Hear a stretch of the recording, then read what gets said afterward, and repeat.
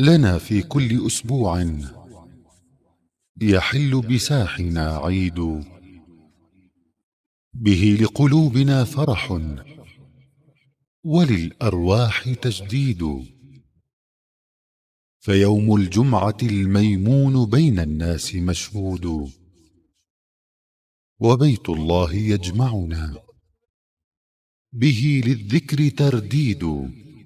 فتسبيح إن الحمد لله نحمده ونستعينه ونستغفره ونعوذ بالله من شرور أنفسنا ومن سيئات أعمالنا. من يهده الله فلا مضل له ومن يضلل فلا هادي له، وأشهد أن لا إله إلا الله وحده لا شريك له، وأشهد أن محمدًا عبده ورسوله.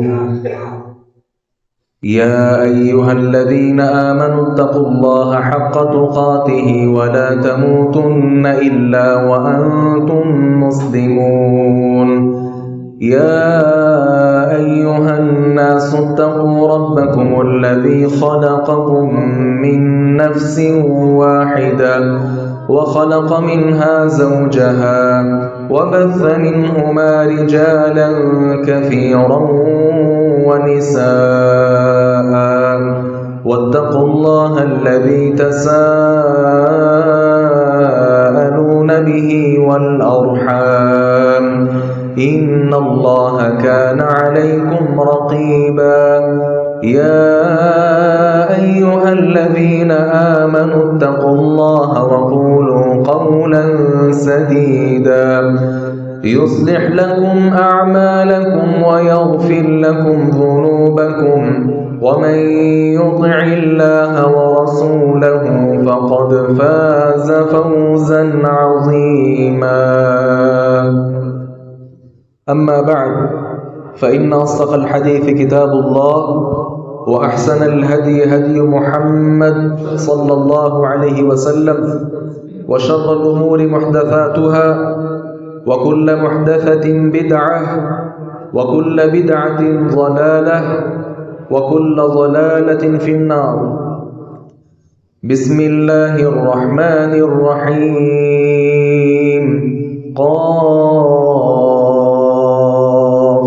والقرآن المجيد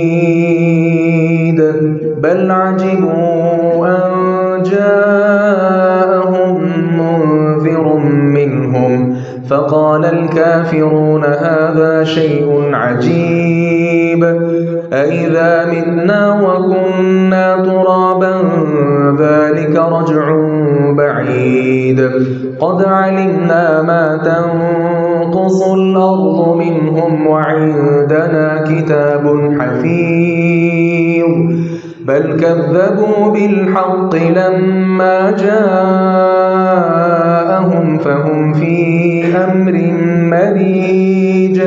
أفلم ينظروا إلى السماء فوقهم كيف بنيناها وزيناها وما لها من فروج. والأرض مددناها وألقينا فيها رواسي وأنبتنا فيها من كل زوج بهيج، تبصرة وذكرى لكل عبد منيب. ونزلنا من السماء ماء مباركا فأنبتنا به جنات وحب الحصيد. والنخل باسقات لها طلع نضيد رزقا للعباد وأحيينا به بلدة ميتا كذلك الخروج. كذبت قبلهم قوم نوح وأصحاب الرس وثمود وعاد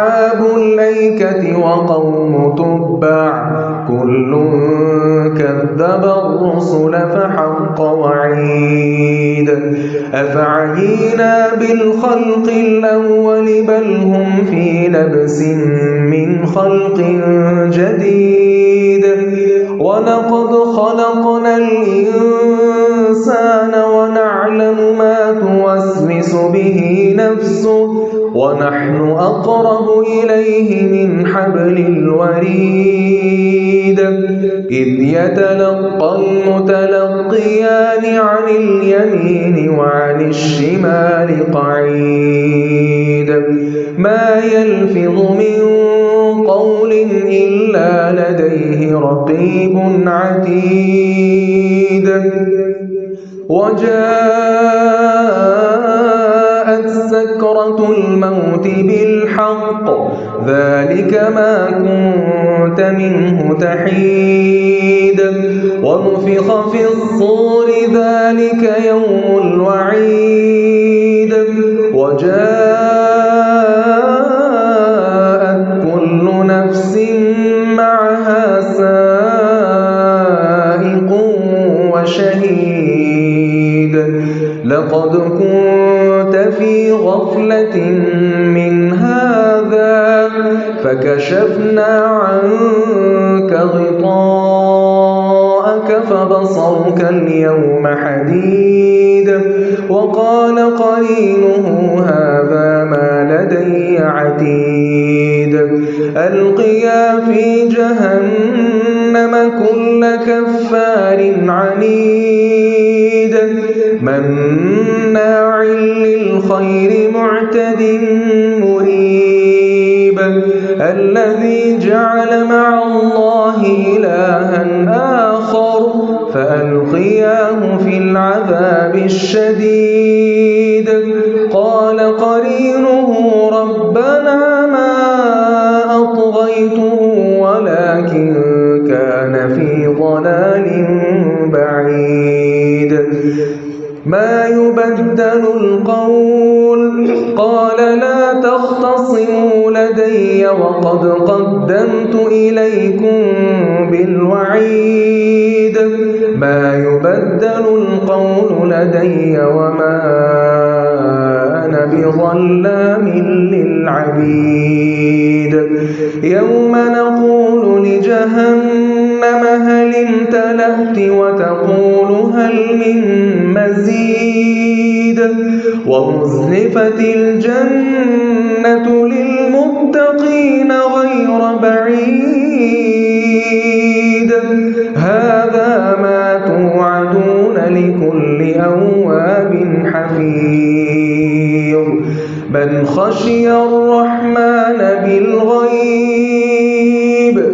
من خشي الرحمن بالغيب وجاء بقلب منيب ادخلوها بسلام ذلك يوم الخلود لهم ما يشاءون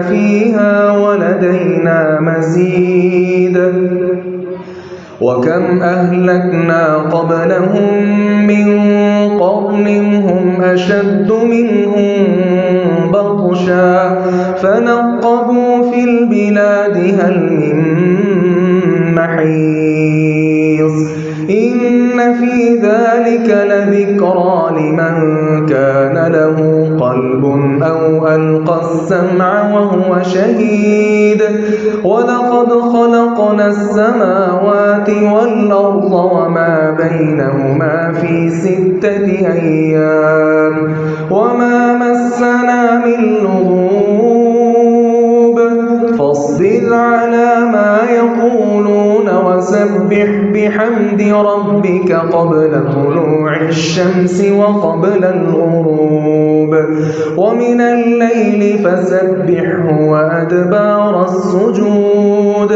واستمع يوم ينادي المناد من مكان قريب يوم يسمعون الصيحة بالحق ذلك يوم الخروج إنا نحن نحيي ونميت وإلينا المصير يوم تشقق الأرض عنهم سراعا ذلك حشر علينا يسير نحن أعلم بما يقولون وما أنت عليهم بجبار فذكر بالقرآن من يخاف وعيد. وقال سبحانه وتعالى في سورة الحج لن ينال الله لحومها ولا دماؤها ولكن يناله التقوى منكم كذلك سخرها لكم لتكبروا الله على ما هداكم وبشر المحسنين. معزز و محتشم سامعین و سامعات، ماہ ذوالحجہ کا حرمت والا برکتوں والا مہینہ جاری ہے اور پہلا عشرہ جس کی فضیلت اللہ تبارک و تعالیٰ کے ہاں سال بھر کے سارے دنوں سے زیادہ ہے. آپ یہ مبارک لمحات اور قیمتی ایام سے گزر رہے ہیں. گزشتہ خطبہ جمعہ میں عشرہ ذوالحجہ کی فضیلت اور اس میں کیے جانے والے اعمال ہم نے ذکر کیے تھے، اور میں پر امید ہوں کہ آپ نے زیادہ سے زیادہ اعمال صالحہ کرنے کا عزم کر لیا ہوگا، اور انشاءاللہ اللہ تبارک و تعالیٰ کے لیے یہ نیک اعمال کا سلسلہ جاری و ساری ہوگا. آج کے خطبہ جمعہ میں چونکہ آج کل کثرت کے ساتھ قربانی کے جانور خریدے جا رہے ہیں، یہ مسائل تو آپ سنتے رہتے ہیں، قربانی کے کیا احکام مسائل ہیں، کیسے کا جانور قربان کرنا چاہیے، کون سے عیب ہیں جو جانور کے اندر نہیں پائے جانے چاہیے، یہ ساری باتیں آپ الحمدللہ جانتے ہیں. آج کے خطبہ جمعہ میں خصوصی طور پہ قربانی کا مقصد کیا ہے اور ہم نے وہ مقصد کیسے حاصل کرنا ہے، کیا وہ مقصد ہم حاصل کر پاتے ہیں یا نہیں، اس پر انشاءاللہ ہم نے غور کرنا ہے. کیونکہ جو جانور ہم قربان کرتے ہیں ابراہیم علیہ السلام کی سنت ہے جس پر انبیاء کرام علیہ السلام عمل پیرا ہوئے، حتیٰ کہ ہمارے پیارے پیغمبر صلی اللہ علیہ وسلم نے بھی قربانیاں کی، آپ نے قربانی کا حکم دیا، ساری زندگی آپ قربانی کرتے رہے، صحابہ کرام نے بھی کی، آپ نے بہت زیادہ ترغیب بھی دی. وہ ساری کی ساری باتیں ایک طرف، لیکن ہمیں سمجھنا ہے اس قربانی کا مقصد کیا ہے. کیا اس کا مقصد صرف اور صرف گوشت حاصل کر لینا، کھا پی لینا، کیا یہ ہے؟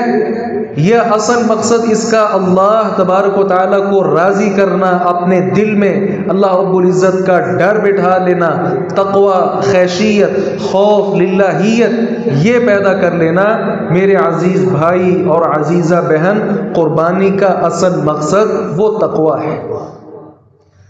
ہم جانور اللہ کے نام پر قربان کرتے ہیں، لیکن کیا اللہ کو گوشت پہنچتا ہے؟ نہیں. یہ خون جو ہم بہاتے ہیں کیا اللہ کو پہنچتا ہے؟ نہیں. اللہ رب العزت ارشاد فرماتے ہیں میرے پاس تمہاری کیا چیز پہنچ رہی ہے؟ تقوی. اور یہ بات بھی مجھے اور آپ کو سبق کی طرح یاد ہونی چاہیے. اللہ تبارک و تعالی نے قرآن پاک میں واضح طور پر اعلان فرمایا، کہا ہم نے یہ وصیت آپ کو بھی کی ہے، آپ سے پہلے جتنے انبیاء کرام علیہ السلام گزر چکے ان تمام کو بھی وصیت ایک ہی ہم نے کی تھی، اور وہ وصیت کیا ہے؟ ان اتقوا اللہ، اللہ سے ڈر جاؤ. اللہ تبارک و تعالیٰ کا جو ڈر ہے یہ سب سے بڑی چیز ہے. جس کے اندر اللہ کا ڈر آ گیا وہ عبادت بھی اللہ کے لیے کرتا ہے، لوگوں کے لیے نہیں کرتا ہے۔ جس دل کے اندر اللہ رب العزت کا ڈر آ جائے وہ انسان گناہوں سے بھی بچ جاتا ہے، وہ سمجھتا ہے کہ اللہ رب العزت مجھے دیکھ رہا ہے۔ جس انسان کے دل میں تقوی پیدا ہو جائے، اللہ کا ڈر پیدا ہو جائے، وہ لوگوں کا حق بھی نہیں مارتا، لوگوں کے ساتھ ظلم و زیادتی نہیں کرتا، بندوں کے حقوق سلب نہیں کرتا، چھوٹے بڑے کا خیال رکھتا ہے۔ کیوں؟ وہ جانتا ہے اللہ تبارک و تعالی مجھے دیکھ رہا ہے۔ تو گویا اللہ رب العزت کا ڈر یہ سب سے بڑی چیز ہے، سب سے بڑی دولت ہے اگر کسی انسان کو نصیب ہو جائے۔ انسان بسا اوقات لوگوں کے سامنے ہوتا ہے، اس وقت بھی اسے اللہ کا ڈر چاہیے۔ انسان بسا اوقات تنہا ہوتا ہے، تنہائی کے گناہ کر سکتا ہے، اس تنہائی میں کون سی چیز اس کو بچائے گی؟ تقوی۔ اللہ رب العزت کا ڈر ہوگا، وہ اپنی جلوت بھی، اپنی خلوت بھی، اپنے زندگی کے تمام معاملات ان کو بہتر سے بہتر بنانے کی کوشش کرے گا۔ لیکن آپ ایک لمحے کے لیے سوچیں، اگر کسی انسان کے اندر اللہ رب العزت کا ڈر نہ ہو، کیا اس کی نماز نماز کہلائے گی؟ کیا اس کی عبادت عبادت کہلائے گی؟ جس دل میں اللہ کا ڈر نہیں، وہ ایسے زندگی بسر کرے گا شاید کہ جیسے جانور بھی زندگی بسر نہیں کرتے۔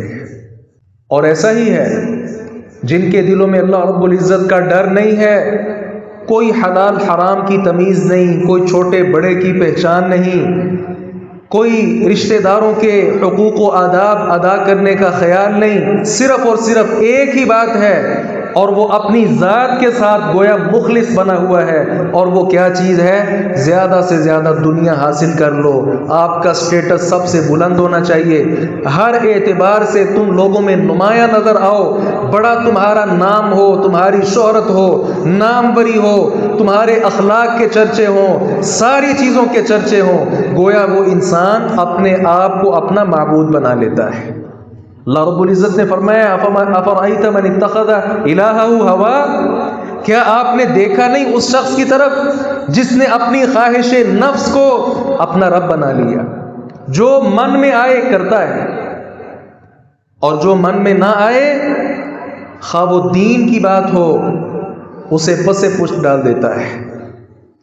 من میں آ جائے تو بھانڈوں کی خرافات بجا، من میں نہ آئے تو پیغمبر کا فرمان بھی غلط۔ شاعر نے کہا تھا کہ کچھ لوگ ایسے ہیں، ان کی ذہن میں اگر کوئی بات آ جائے، خواہ وہ بھانڈوں جیسی بدعات اور خرافات ہوں، لچا لفنگا وہ اس کا دین ہو، وہ رقص اور سرور کی محفلیں ہوں، سارا کچھ ہو، وہ اس کو کر گزرے گا۔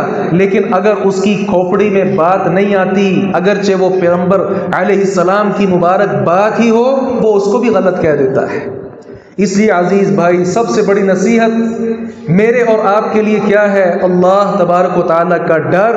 اعمال جتنے سر انجام دیں، اللہ رب العزت کا ڈر انسان کے دل میں موجود ہونا چاہیے۔ قربانی کے جانور خریدے جا رہے ہیں، آپ دیکھ لیں قرآن میں اللہ رب العزت نے فرمایا قل ان صلاتی ونسکی ومحیای ومماتی للہ رب العالمین، ان سے کہہ دیں اس بات میں کوئی شک نہیں، میری نماز، میری قربانی، میری عبادت، ساری کی ساری چیزیں، میرا جینا مرنا اگر کسی کے لیے ہے تو رب العالمین کے لیے ہے۔ لیکن آج میں اور آپ کس ڈگر پر چل رہے ہیں، میں بھی جانتا ہوں، آپ بھی جانتے ہیں۔ لوگ جانور خریدنے کے لیے جاتے ہیں، اپنا کیمرہ مین بھی ساتھ ہی لے کر جاتے ہیں تاکہ لوگوں کو پتا چلے کہ فلاں صاحب وہاں پہ جانور خریدنے جا رہے ہیں۔ یہ عبادت وہ ہے جس کے گلے پر چھری چلانی ہے اللہ کا نام لے کر، لیکن اس کی خریداری کے وقت ریاکاری، دکھلاوا، یہ چیزیں ہماری عبادات کا بھی حصہ بن چکی ہیں۔ منڈی میں جا کے حضرت صاحب پھر رہے ہیں، کبھی فلاں کے جانور چیک کرو، کبھی فلاں کے چیک کرو، ساتھ کیمرہ مین ہے، پتہ چلے لوگوں کو کہ فلاں صاحب بہت مہنگا جانور خرید کر لائے۔ منڈی میں ساری منڈی انہوں نے گھومی، جو سب سے اچھا جانور تھا وہ لا کر اللہ رب العزت کے راستے میں قربان کیا۔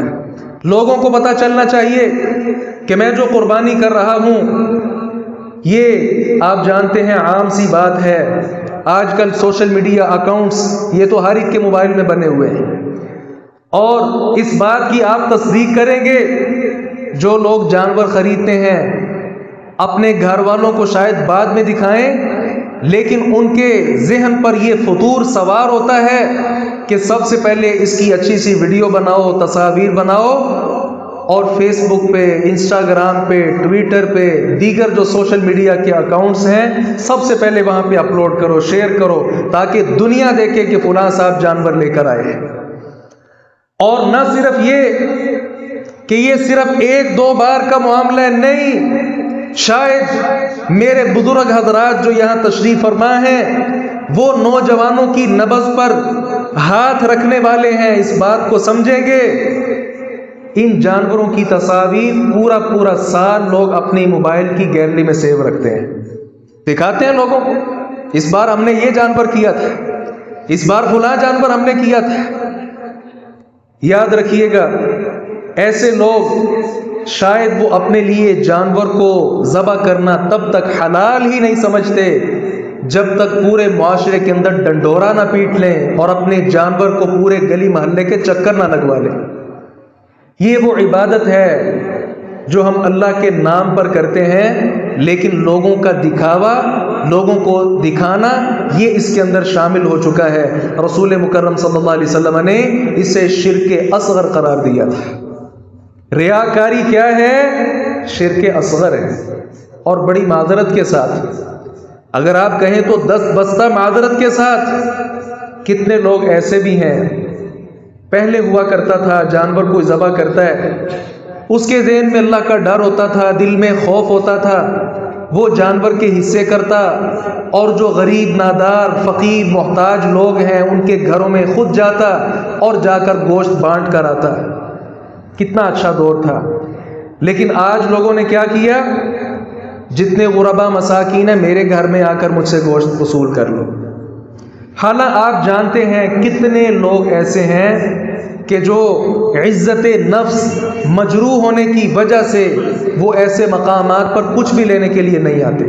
جو عام بیکاری ہیں وہ آپ کے دروازے پر آ جاتے ہیں، لیکن جو واقعی مستحق لوگ ہیں وہ اپنے گھروں میں بند بیٹھے رہتے ہیں۔ آپ سارا مہینہ، 2 5 مہینے، اور جو بیکاری حضرات ہیں وہ سال گوشت کھاتے ہیں، لیکن وہ جو اصل حقدار لوگ ہوتے ہیں وہ اپنے گھر پہ ہاتھ رکھ کے بیٹھے ہوتے ہیں، کیونکہ وہ سمجھتے ہیں ایک شاپر جا کر وصول کریں گے، 7 سیلفیاں بنیں گی، سارے سوشل میڈیا پر لوگوں کو دکھایا جائے گا کہ فلاں صاحب نے فلاں کو گوشت بانٹا ہے۔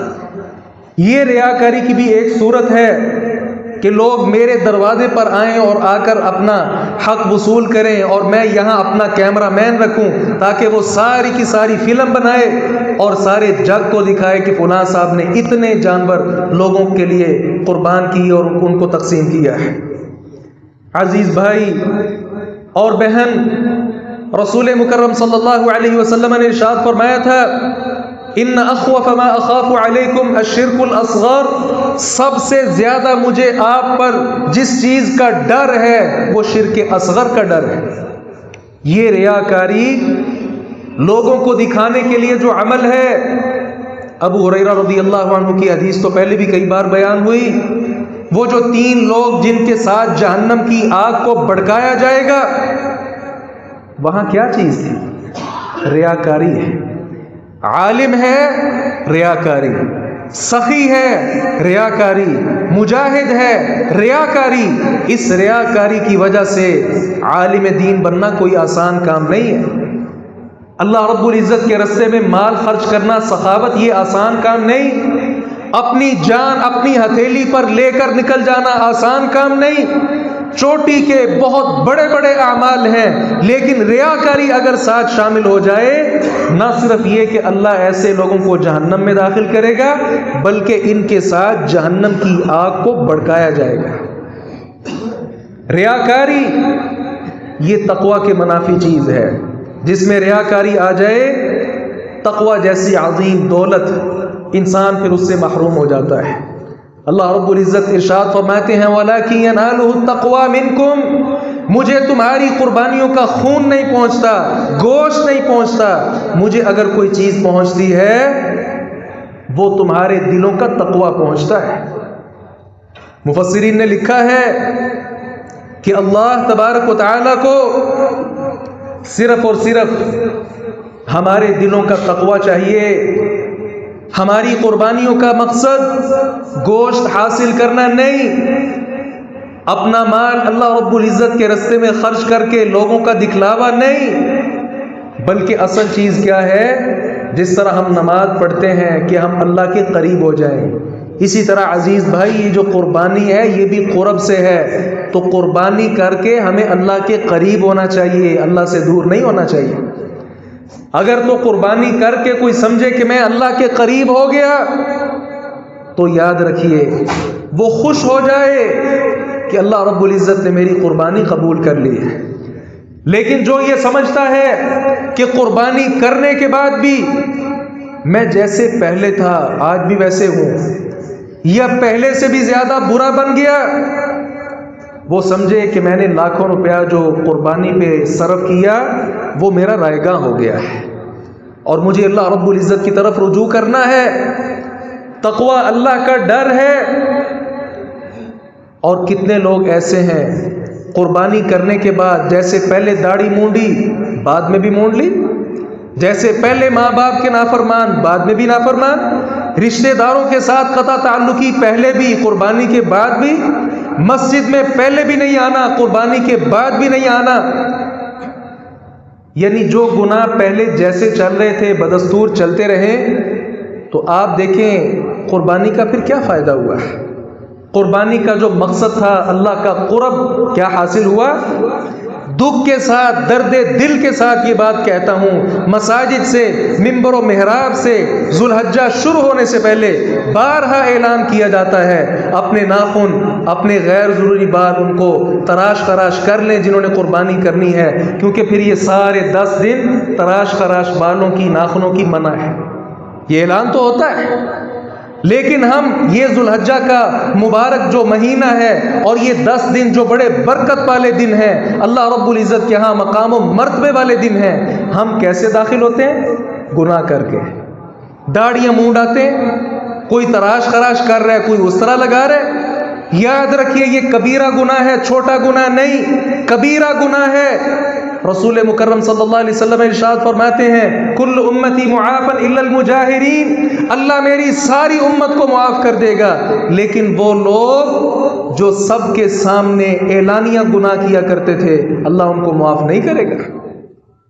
یہ وہ گناہ ہے جو لوگوں کے سامنے آپ کرتے ہیں، آپ کینچی لگائیں، آپ اس طرح لگائیں، مقصد کوئی بھی ہو، کہتے ہیں جی بکھرے بال اچھے نہیں لگتے، آپ کیوں بکھرے رکھتے ہیں؟ آپ سنوار کر رکھیں۔ نبی علیہ السلام کے سامنے ایک صحابی آئے، بال بکھرے ہوئے تھے، آپ کو ناپسند ہوا، ناپسند کیا، آپ نے کہا من کان لہ شعر فلیکرمہ، جس کے بال ہوں ان کا اکرام کرے، تیل لگاؤ، خوشبو لگا کر، کنگھی کر کے سنوار کر رکھو۔ اس چیز کا تو حکم دیا شریعت نے، لیکن یہ جو نائی حجام آپ کو کہتا ہے یہاں سے ایسے تراش خراش کر دوں گا پھر آپ زیادہ خوبصورت لگیں گے، آپ سمجھے وہ شیطان ہے جو آپ کو پیغمبر علیہ السلام کی مخالفت کا حکم دے رہا ہے۔ ہم نے اس کو گناہ سمجھا ہی نہیں ہے۔ سب سے بڑی دکھ کی بات یہ ہے کہ ہم نے اس کو گناہ ہی نہیں سمجھا۔ یہ گندا کام کر کے تو ہم اس عشرے میں داخل ہوتے ہیں، اور جیسے ہی قربانی کرتے ہیں وہ پابندی ختم ہو گئی، سب سے پہلے جا کر اس طرح لگوائے گا، کینچی لگوائے گا، کوئی اپنے رخسار صاف کروا رہا ہے، کوئی نیچے سے صاف کروا رہا ہے، کوئی دائیں بائیں سے داڑھی کی تراش خراش کروا رہا ہے۔ پیغمبر علیہ السلام کا یہ دین نہیں تھا۔ آپ کے دور میں تو کافر لوگ بھی اپنی داڑھیوں کو کینچیاں نہیں لگواتے تھے، اور دکھ کی بات ہے جتنے حضرات تشریف فرما ہیں اپنے اپنے چہرے پہ ہاتھ پھیر کر دیکھ لیں، جتنے چہرے ہیں اتنے ہی ڈیزائن ہیں۔ روز محشر میں آقا نے پوچھا اگر میری صورت میں کیا نقص آیا نظر، کیا کہے گا جواباً بتا تو وہاں؟ شاعر نے کہا تھا، وہ کلپ رہا تھا، کہتا بتاؤ نبی علیہ السلام کی مبارک صورت میں کیا فرق تھا، کیا کمی تھی جو آپ نے پوری کی آ کر؟ اگر وہاں پیغمبر علیہ السلام نے پوچھ لیا بتا میری صورت میں کیا نقص تجھے نظر آیا، کیا جواب ہے تیرا ادھر؟ ہمیں بھی بتا، ہم بھی داڑیاں کاٹنا شروع کرتے ہیں۔ اگر جواب ہے تو بتائیے۔ ہم سمجھتے ہیں صرف قربانی کر لو، بڑے بڑے کام کر لو، اللہ کا قرب مل جائے گا۔ نہیں، تقویٰ کس کو کہتے ہیں؟ تقویٰ کی تعریف سمجھیے، خل الذنوب صغیرہا و کبیرہا ذاک التقیٰ، چھوٹے گناہ بھی چھوڑ دیں، بڑے گناہ بھی چھوڑ دیں، تقویٰ اس کا نام ہے۔ یہ نہیں کہ بہت بڑے بڑے گناہ چھوڑیں، نہیں، آپ جن کو چھوٹا سمجھتے ہیں میرے عزیز بھائی، عزیزہ بہن، ان گناہوں کو بھی چھوڑیں، چھوٹے گناہوں کو، بڑے گناہوں کو، کیونکہ چھوٹے چھوٹے جو گناہ ہیں بس اوقات آدمی پرواہ نہیں کرتا۔ آپ دیکھتے ہیں جو پہاڑ ہے وہ کنکریوں کے ساتھ مل کر بنتا ہے۔ ان الجبال من الحصاء، یہ جو پہاڑ ہے یہ کنکریوں سے بنتے ہیں، یہ جو سمندر ہیں، دریا ہیں، یہ قطرہ قطرہ سے بنتے ہیں۔ یہ چھوٹے چھوٹے گناہ مل کر ہی انسان کو بسا اوقات جہنم کے گڑھے کے اندر پھینک دیتے ہیں۔ تقویٰ مقصد ہے، اللہ کا ڈر مقصد ہے، کسی کے ساتھ کوئی دشمنی نہیں ہے۔ ممبر و محراب پہ بات کرنے کا مقصد کسی کی ذات کو مجروح کرنا نہیں ہے۔ ہم تو صرف اور صرف اللہ تبارک و تعالیٰ کی جو بات ہے امانت داری کے ساتھ آگے پہنچانے کے ہم اللہ رب العزت کی طرف سے پابند ہیں۔ یہ لگی لپٹی باتیں کرنا، یاد رکھیں یہ ممبر و محراب کی شان نہیں ہے۔ ان کی شان کیا ہے؟ کتاب و سنت کی جو بات ہے اس کو آگے بیان کر دیا جائے۔ کہتا ہوں وہی بات، سمجھتا ہوں جسے حق، میں زہر ہلاہل کو کبھی کہہ نہ سکا قند۔ اللہ رب العزت کے ہاں بھی جا کر جواب دینا ہے۔ عزیز بھائی، کتنے لوگ ایسے ہیں نماز سے غافل ہیں، نمازیں نہیں پڑھتے، قربانیاں بڑے بڑے جانور لا کر کریں گے، مسجد میں سارا سال نظر نہیں آتے، لیکن قربانی میں وہ صفحے اول پر آپ کو نظر آتے ہیں۔ ہاں، اس خطبہ جمعہ کی وساطت سے سعودیہ کے مفتی اعظم شیخ محمد بن صالح العثیمین رحمہ اللہ کا فتویٰ بھی ساتھ لے جائیں۔ وہ فرماتے ہیں جو آدمی نماز نہیں پڑھتا، بے نماز ہے، قربانی کرے، اللہ کی قسم ہے اس کی کوئی قربانی بھی اللہ رب العزت کے ہاں قابل قبول نہیں۔ کیوں؟ نماز کا ترک کرنا یہ کفر ہے۔ پیغمبر علیہ السلام ارشاد فرماتے ہیں بین العبد و بین الکفر والشرک ترک الصلاۃ، بندے کفر اور شرک کے درمیان فرق کرنے والی چیز نماز ہے۔ جس نے نماز نہیں پڑھی اس کا مسلمانوں سے تعلق کیا ہے؟ کہتے ہیں جی کلمہ گو مسلمان ہے، مشرک ہے تو ٹھیک ہے لیکن کلمہ گو ہے۔ ہاں، یہاں تو جن کا کلمہ پڑھا جاتا ہے اللہ رب العزت نے قرآن میں ان کو مخاطب کر کے کہا لَإِنْ أَشْرَكْتَ لَيَحْبَطَنَّ عَمَلُكَ وَلَتَكُونَنَّ مِنَ الْخَاسِرِينَ۔ اے پیغمبر، آپ کے مناقب، آپ کے فضائل، آپ کا رتبہ، آپ کی منزلت ایک طرف، آپ بنو آدم کے سردار ہیں ایک طرف، ساری فضیلتیں ایک طرف، لیکن اگر آپ بھی شرک کا ارتکاب کریں میں آپ کے سارے عمل پکڑ کر برباد کر دوں اور کل قیامت کے دن جو خسارے والے لوگ ہیں آپ کا شمار بھی ان کے اندر کر دوں۔